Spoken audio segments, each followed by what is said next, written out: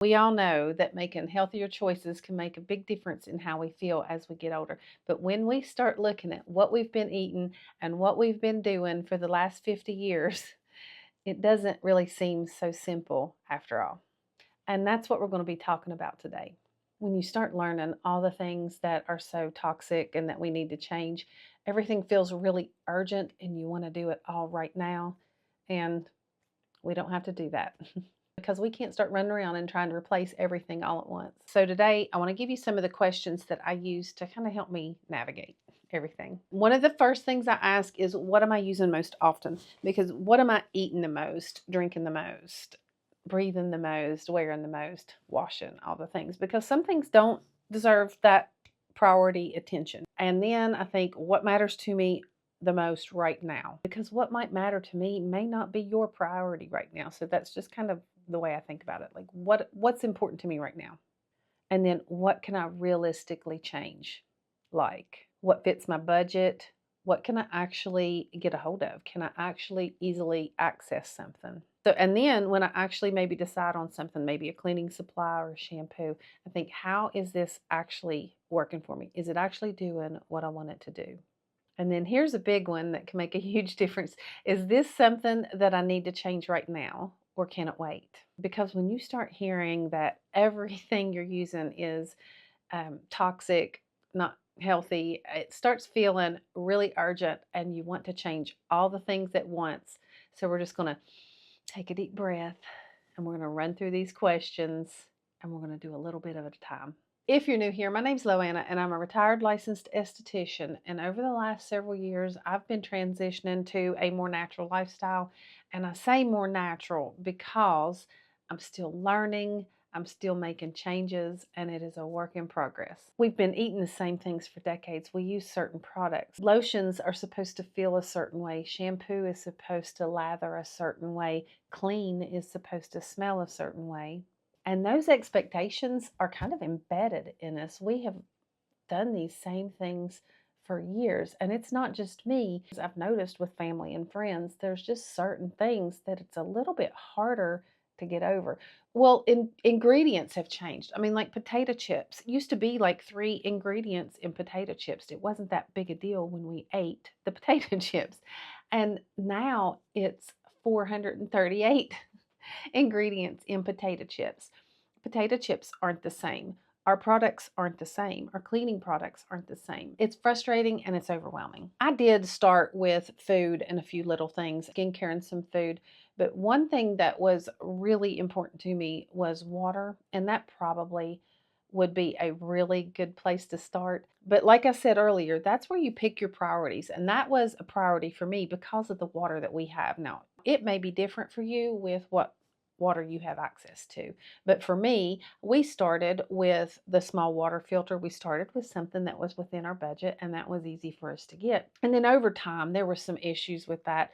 And then I started learning more because we do. And that started getting me thinking that I wanted a different, a little more serious water filtration system. And the water system that we were looking at was a little more substantial in price. So then budget and then accessibility comes into play. So the water filter was our first big ticket item. And since it was a big ticket item, that was something that, I'm not the only one that lives in this household. So it was something that we had to decide on together, my husband and I. And that turns out to be something that was an obstacle that I never thought about when I started on the natural journey. Because I'm not the only person that lives in this household, we both aren't on the same page at the same time. So you have to navigate that a little bit too. And we'll come back to that, kind of how you navigate when you have a spouse or family members that everybody's not on the same page when it comes to the health journeys. Another main way that I found to keep from feeling so overwhelmed is that I replace things gradually. Now, shampoo, skincare, laundry detergent, those things are easier to gradually get and transfer over. It is still a whole process and a little overwhelming, but it is a little easier to navigate. I didn't just go out and buy new towels. When something wore out, I made a better choice. when I needed to purchase new clothes, I tried to make a better choice. Things like cooking utensils, I would replace them one thing at a time and try to do it kind of as the need came or as the budget allowed. And just like pots and pans, so that can be an expensive purchase. So you just as I needed something, that's when I would replace it, especially with bigger ticket items. And our mattress was a perfect example of that. Like once I learned that mattresses have a lot of flame retardants and polyurethanes, and they emit that, and we have to breathe that, and we're sleeping on that. Now, I wanted to change our mattress, except for one problem. There was absolutely nothing wrong with our existing mattress. So did I want to run out and buy an all-natural mattress? Well, yeah, I did. But was I going to get rid of a perfectly good mattress? And would my husband be on board with getting rid of a perfectly good mattress? No, absolutely not. He wouldn't. No, no.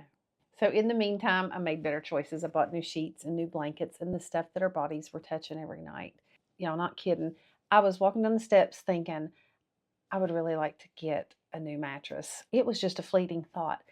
Later that same day, I was checking my emails, and I'd received an email from Birch Living asking if I would be interested in trying one of their mattresses and doing a partnership with them on a video. And I thought, well, if that wasn't a sign, I didn't say yes immediately. I'd already heard of Birch Living mattresses and I had looked into them before, but it really did seem like a good fit. So spoiler alert, this video is sponsored today by Birch Living. And like I said, our mattress wasn't really a bad mattress. I actually liked it. But with what I know about like conventional mattresses, I was happy to have this opportunity to make that change. I chose the Birch Luxe natural mattress because I'm a side sleeper and I needed something that had enough cushioning so I wouldn't wake up with shoulder pain, and I've had no shoulder pain with that mattress.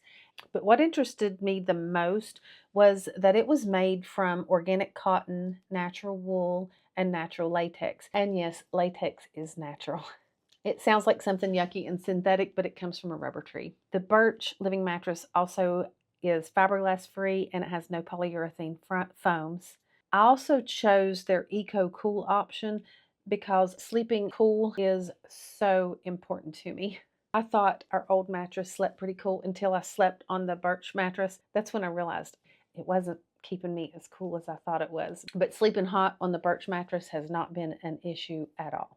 And another thing, because mattresses are so personal, Birch Living gives you a sleep trial. So you have time to actually sleep on it and decide whether it's a right fit for you. Be sure to check out Birch Living's Labor Day sale right now through August 31st. You can get up to 30% off of select mattresses. I'll have everything linked in the description below and in a pinned comment.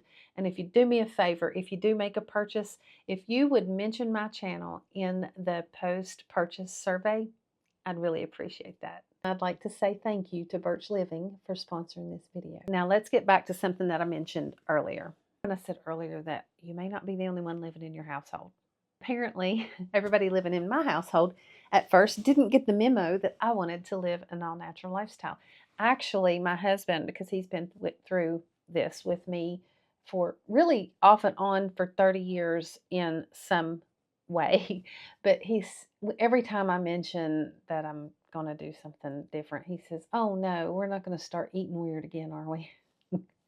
Well, and I've had a lot of people mention that, well, that sounds good, but my husband won't this, or, my kids want that. Everybody just has different tastes. It does take a little creativity.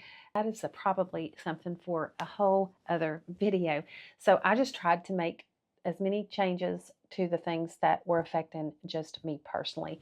My skincare. Now the cleaning supplies, a lot of your homemade DIY ones are vinegar based. There are some people that are just totally put off by the vinegar smells, and that could be a whole nother video.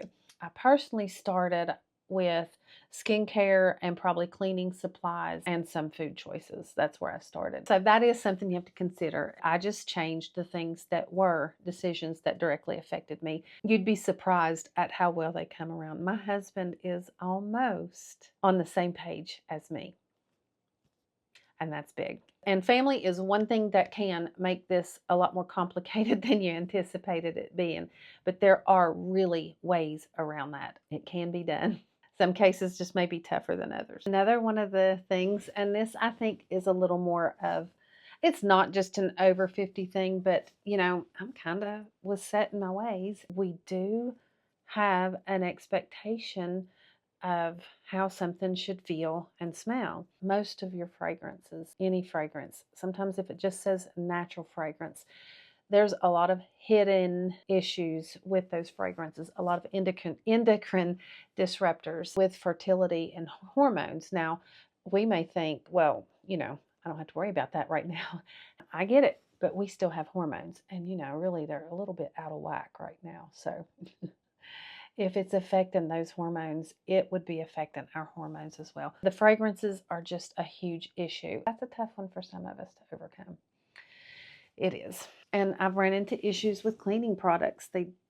Some of them just don't work like I really want them to work. And that can be kind of difficult to navigate.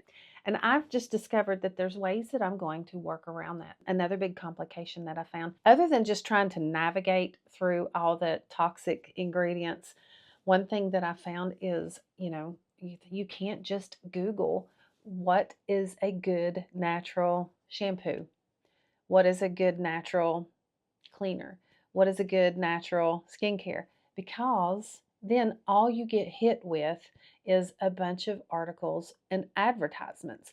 And it's really tricky to distinguish between, are they just selling you something, or is this really a good product? And then that leads to greenwashing. And greenwashing is where they just use all of the right words, and just like they'll say natural fragrance, there's a lot of loopholes in the natural fragrances and the labelings. They can say something's organic, and there's no real guidelines in what they put on the product when it comes to cleaning and skincare.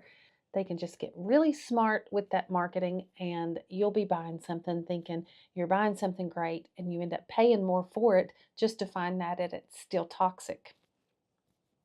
There is so much about that we need to talk about. And then you have people coming and telling you need to avoid this. And then you have others saying, no, this is what you need to do. So it can be overwhelming. And then you're just more confused and frustrated than you are when you ever started. And if you're like me, there's times that I want to just throw up my hands and say, well, just forget it. It's not worth it. I feel exactly the same. And even as far in as I am in this journey, I still get extremely frustrated. And a lot of you have expressed those same frustrations. And that's how this video came about. And that is something that I thought maybe I could help, and we could work through this together and do sort of a series. And we could hit sort of the different topics. It's covered skincare a lot, but we could cover that a little more in depth, whether it's shampoo, the clothes we wear, the cleaning ingredients. I thought it would really be nice to dedicate a video to each of those things individually. So in each video, I wanted to address, yes, what is the concern with this product or ingredient, etc. And then address, well, what can we do about it? And then, is this something that I really need to worry about?